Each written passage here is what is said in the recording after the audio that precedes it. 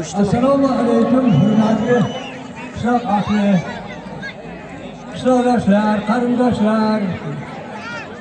Mana bugun Open Vijitga bag'ishlab biz Open Vijitda Kaprin qishlog'imiz tarixda birinchi marta kuchli qishloqlar o'rtasida, zo'rlar ichida ularga tenglashib, ulardan ham o'tib 5-o'rinda Open Vijitda g'alaba qozondik.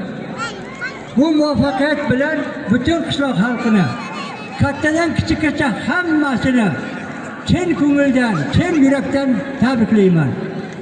Men bir narsadan xursand bo'ldimki, men yoshligimdan turib orzu qilgan, ya'ni shu yoqqa qatnab ishlagan odamlarni azaliy orzulari amalga oshishga muyassar bo'lindi.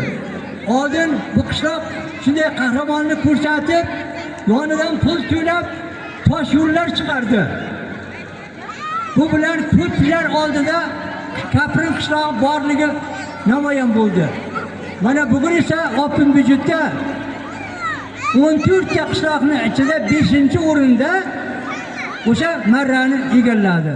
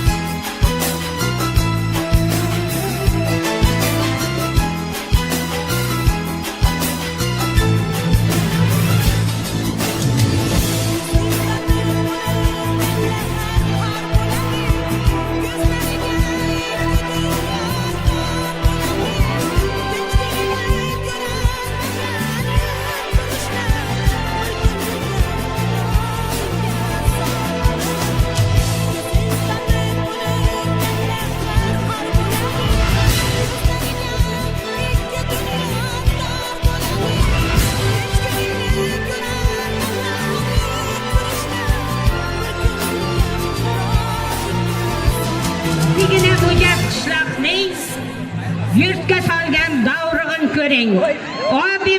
Open Vijit bahona bo'lib birlashganin g'ururin ko'ring.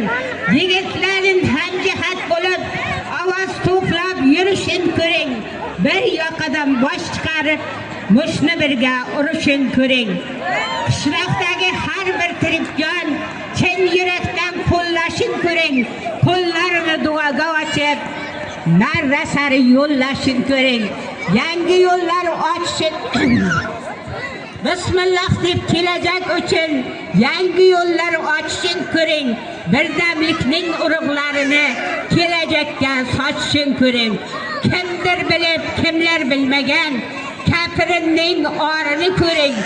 Shu qishloqda armonimiz uchun talashganlar borini ko'ring.